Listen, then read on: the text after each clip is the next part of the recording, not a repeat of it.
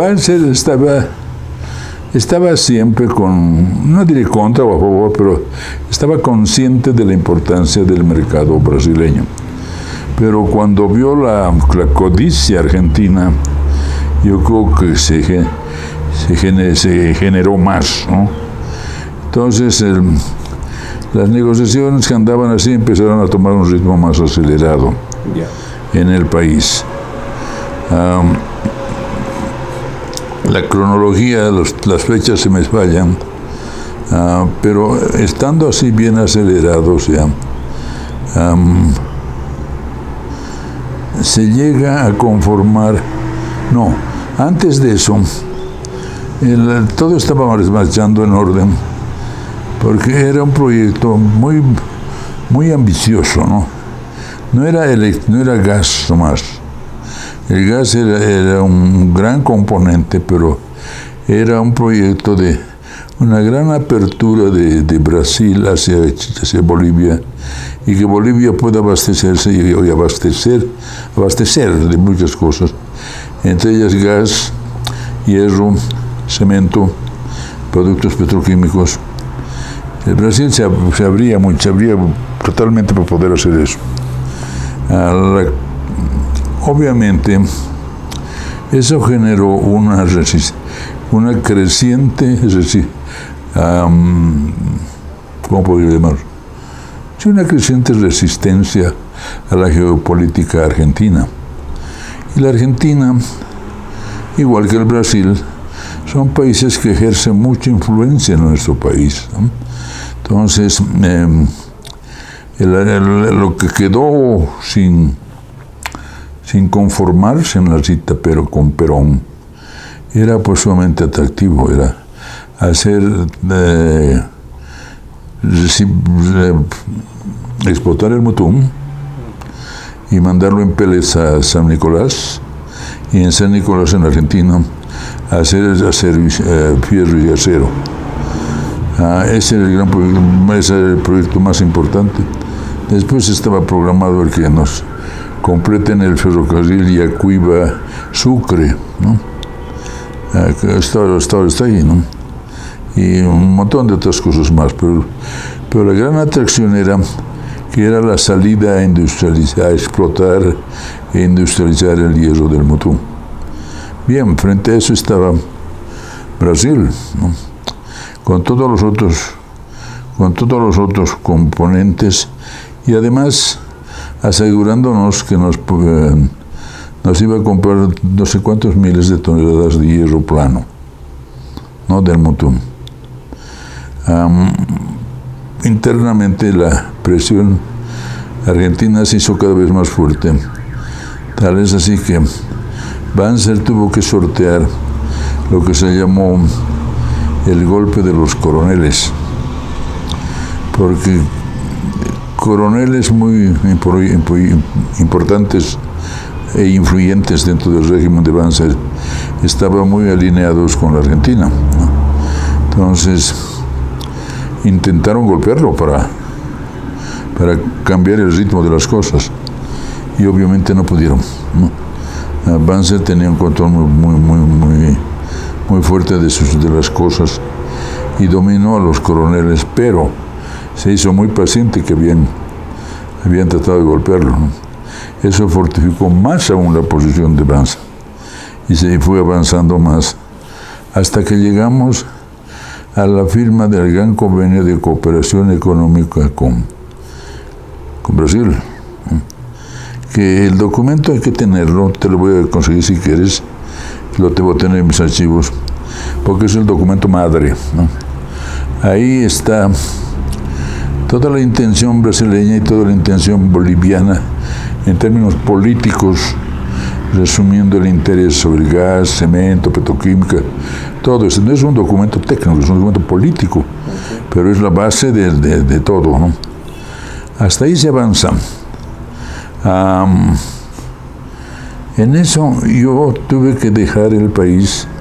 No, todavía de eso, la resistencia de Petrobras seguía siendo muy fuerte en Brasil. Petrobras nunca no aceptaba el verse complementado por la importación de hidrocarburos. Petrobras era parte, o es todavía, yo creo, parte del espíritu brasileño, ¿no? El gran dictador brasileño que se suicidó en su testamento dijo: el petróleo es noso, ¿no? Entonces es casi sagrado para los brasileños el tener la propiedad del petróleo, y no podían concebir, estoy hablando de petróleo nomás todavía, no podían concebir el ingreso de producción extraña. Ellos preferían comprar afuera, pero no producción extraña que entre a Brasil. Entonces, era casi sintomático, no, mal dicho, era característico que cada cambio de presidente en Brasil, en Petrobras mejor dicho, iba acompañado de la promesa del presidente de Petrobras de que los próximos 3 años Brasil era autosuficiente. Ninguno la comprobó, ninguno la cumplió. Pero en esa vorágine cayó el gas. El gas era nuevo, no tenían mercado para gas. Y tenía muy poco conocimiento de gas Brasil. Y la posibilidad de que haya gas en el mercado brasileño era enteramente con gas extranjero. Entonces Petrobras resistía totalmente el tema. Bueno, yo me fui, tuve que dejar el país. Me fui a Olade. ¿De secretario? Sí, de secretario, ¿no? Ya me eligieron, fui el primer secretario ejecutivo de Olade. Y cuando volví de allá, me integré nuevamente. El convenio se había hecho, un gran convenio en Cochabamba, el famoso convenio de cooperación económica boliviano brasileño. Entonces lo que quedaba ahí pendiente era el mutum, pendiente en el sentido de acotar términos y fechas. Y Brasil estaba tan interesado en que podamos lograr esa combinación que donó $10 millones para que se hagan los estudios de factibilidad en el mutum, que se hicieron.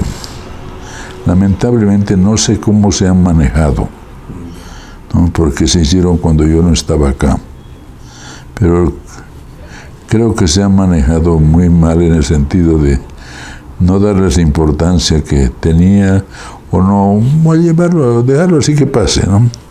Pero Brasil se dio los 10 millones, los 10 se gastaron. Conozco a los abogados bolivianos que representaban a la compañía que hacía el estudio, que era la Kerr-McGee, ¿no?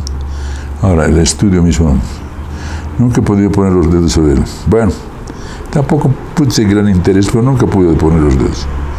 Bueno, cuando volví estaba ahí todo trancado. Banzer seguía de presidente. En eso hubo el cambio y entró Víctor Paz.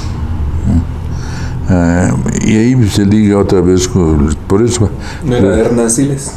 Por eso relataba la posición de Petrobras, que no había cambiado, ¿no? Yeah.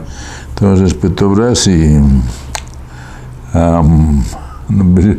Brasil y Bolivia pactaron el proveer 400.000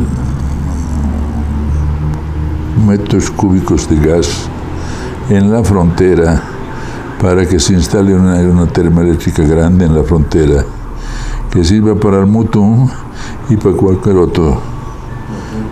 otro fin binacional.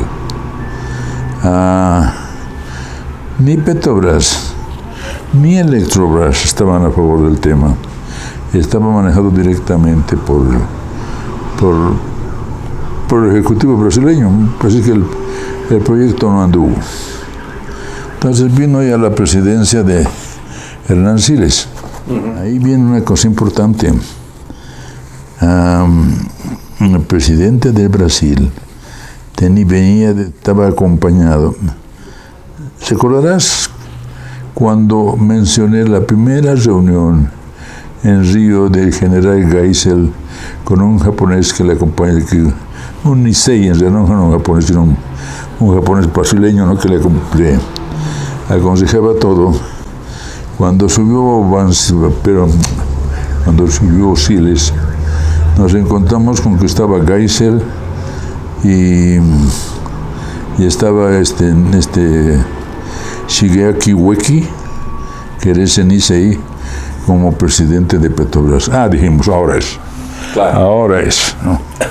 Entonces, se hizo una gran conferencia binacional con Brasil en Santa Cruz, ¿no?, donde acordamos pues el hacer el negocio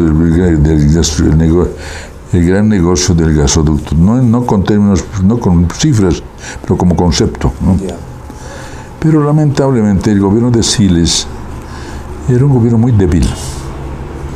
Habíamos terminado de firmar los documentos en Santa Cruz, y aquí en la Cámara de Diputados estábamos siendo acusados de traidores a la patria. La izquierda era muy, como siempre, muy vociferante, muy agresiva, y además la democracia cristiana se sumó a ellos. Se sumó al extremo que Siles me había invitado a que sea el ministro de Energía, y yo acepté, y junto con el canciller de entonces, con Gustavo Fernández, hicimos la reunión todos. Cuando volvimos acá y nos topamos con todo eso, una interpelación en pleno y demás, sorteamos la interpelación sin problema, no diría sin problema, sorteamos la interpelación muy bien, ¿no? Pero fue gran parte de las razones por las cuales yo me fui y lo dejé a Siles, porque dentro de su plan de pacificar el país, Siles lo tenía al presidente de la democracia cristiana como si fuera parte del gabinete, estaba presidente siempre ahí, ¿no? Entonces, cuando empezó a suceder eso en la Cámara y ahí, en la reunión del gabinete, le dije, señor presidente, aquí, por favor, aclararemos las cosas, ¿no? Acá los diputados del señor Ocio, el señor Ocio, nos está acusando todos los días. Esta mañana nos ha acusado a usted, presidente, y a mí, concretamente, de ser traidores a la patria por lo que hemos firmado en la frontera.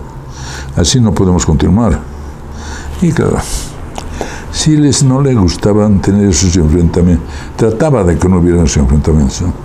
Medio se diluyó la cosa y no avanzó el tema, y yo me fui, lo dejé ya no quería saber más con el gobierno, estaba muy, no podíamos, ¿no? Bueno, entonces no podíamos, fracasamos políticamente, no habíamos preparado el país políticamente para hacer una operación grande con Brasil. En cambio, la izquierda había preparado muy bien, porque estaba sobre todo Marcelo Quiroga Santa Cruz, que era Marcelo Quiroga era un político de gran talla, ¿no?, de una gran presencia, y en la prensa estaba Andrés Solís Rada, que eran los que manejaban todo, y caray, te lo voy a buscar. Hicieron un póster sensacional, grande, del tamaño de ese cuadro, más grande, que decía la venta de gas al Brasil, ¿no? Y era Bolivia, y una gran aguja hipodérmica estaba sacándole el gas a Bolivia, ¿no? Esto es lo que quieren hacer con nosotros, ¿no? Y que no hay que permitir que el gas vaya a alimentar las correas transportadoras de las empresas transnacionales, Entonces se trancó toda la cosa. Políticamente ya no pudo andar. No sé cómo ha sido la secuencia, pero Banzer volvió al poder, pues, ¿no? Después de Hernán Siles Suazo es Víctor Paz Estenssoro, me parece. Y a Píquez Paz Estenssoro es el que acuerda la venta en la frontera, que no prospera, ¿no? Pero después de Paz Estenssoro, ¿quién viene? Jaime Paz. Porque se retoma el tema, y en el otro lado estaba el presidente Collor de Mello, me acuerdo bien. Entonces se firmó un nuevo convenio con Brasil, que se iba a hacer la operación. Y aquí, con la presidencia de Jaime Paz, en la presidencia de Jaime Paz, hay dos hombres muy importantes. Herbert Müller y Hugo Peredo. Herbert Müller va de ministro y de subsecretario lo lleva Hugo Peredo. Entonces, en una forma muy especial, casi sin hacer caso a nadie, llevaron el proyecto adelante. La pelea con la prensa en los cenáculos, gran parte yo la estaba llevando todo el rato, porque inclusive ya me volví medio chinchoso, cargoso, porque yo tenía, desde entonces yo tenía la columna binacional en la prensa. Comencé escribiendo en Última Hora y después en Presencia, eso hablando de energía, que sigo escribiendo. Claro. Entonces, pero para mí esa era la ventana para proclamar la venta al Brasil de gas. Tal así que llegué a llamarlo el Proyecto Nacional Permanente, ¿no? La ONP. El gran Proyecto Nacional Permanente, y tal, que pasó tal cosa en Brasil, pero si hubiera estado vendiendo el gas, cualquier excusa era buena para justificar la venta de gas. Entonces, en gran parte del ambiente político-social fue empezando a sentir esa presión. Y Herbert y Hugo Peredo sí se portaron muy hábilmente. Entraron directamente al tema, no se dejaron de cuentas de estar discutiendo con nadie. Tomaron el tema con Petrobras, que para entonces Petrobras ya había cambiado de opinión, porque para entonces el problema de contaminación de Estados Unidos era del Brasil, sobre todo en la zona de Sao Paulo, era intolerable, ¿no? Y la única solución era el gas, ¿no? Entonces ya se dejó el gran diálogo y problemas de arreglar la venta de gas al Brasil por los medios gubernamentales, sino fue directamente con Petrobras. Claro, eso tuvo su ventaja y su desventaja. Tuvo la ventaja de que se centró el tema sobre gas, pero el arreglo con Brasil era más amplio, pero todo el mundo se descuidó de estos. Yeah. Que petroquímica, el cemento, no, era el acero, no era gas. Dos negociadores muy hábiles, muy capaces ambos. Tal así que en silencio Hugo Peredo se pasó 2 o 3 meses dentro de Petrobras, ¿no? Y su labor es meritoria, porque creo que estuvo acompañado de un solo abogado. Él elaboró con los abogados de Petrobras el primer contrato de compra y venta de gas al Brasil. El primero, ¿no? Lo elaboraron, ¿no? Y ya viene el problema del precio. También ahí Herbert Müller avanzó, pues no se queda en cortas Herbert, y se fijó como punto de partida 70 centavos. Yo recuerdo muy bien que nunca nos animábamos a lanzar el precio, ¿no? A decir verdad, no estábamos suficientemente preparados para hablar de precio, ¿no? Pero Herbert tampoco, pero se lanzó. Entonces habló de 70 centavos. Estaba tan suelta la cosa que yo recuerdo, había tenido un accidente. Estaba en la clínica una tarde de esas. Se presentaron Herbert y Hugo Peredo y me sacaron de la clínica. De contrabando me salí en la calle de silla de ruedas y estuve en la reunión desde las 3 de la tarde hasta las 11 de la noche discutiendo precios y nos pusimos de acuerdo en los 70 centavos para comenzar, ¿no? Entonces, ahí ya la cosa se concretó, ¿no? Ya él vio el precio y los volúmenes ya estaban bastante cerca, 2, 3 millones de metros cúbicos, pero ya estábamos avanzando bien concretamente. Ahí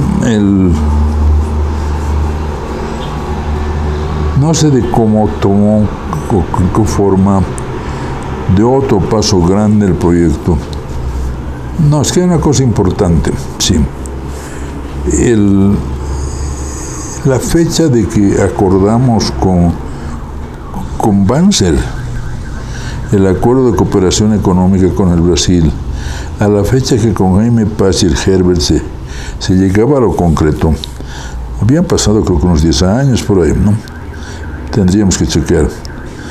Pero hubo una cosa admirable, que Petrobras y Yacimientos, en todo ese momento que era un debate innecesario y diremos no inútil, un debate estéril entre en Bolivia y en Brasil sobre el gas, las dos compañías estaban discutiendo la ruta del posible gasoducto.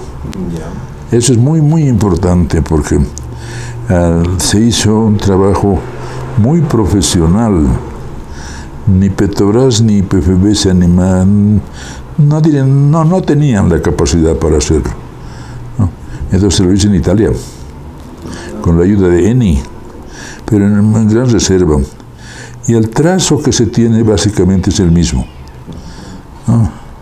Pero que eso es importantísimo, porque cuando ya la cosa llegó a tener ya matices de seguridad, ¿no? Ya teníamos el precio y demás, entonces ya vinieron otras cosas. Vino, como está pasando con el ferrocarril transoceánico, ¿no? Aparecieron argentinos y paraguayos que querían que daban rutas y pues facilidades y demás, ¿no? Pero que no favorecían la conexión directa, ¿no? Los argentinos rápidamente se los pudo desarmar, ¿no? Pero a los paraguayos fue difícil, porque para el Paraguay el gasoducto debía ser Sao Paulo, Asunción, Santa Cruz. Yo me acuerdo el artículo que más impacto escribí, que más discusión tuvo primero y después impacto, fue cuando ante el planteamiento paraguayo escribí: conozca Sudamérica, viaje por gasoducto. ¿Qué año, ingeniero, escribió? Sí, que además el trazo de Eni, pues se desarticuló todo eso y ya estaba el proyecto armado. ¿En qué periódico escribió esto, ingeniero? En Presencia.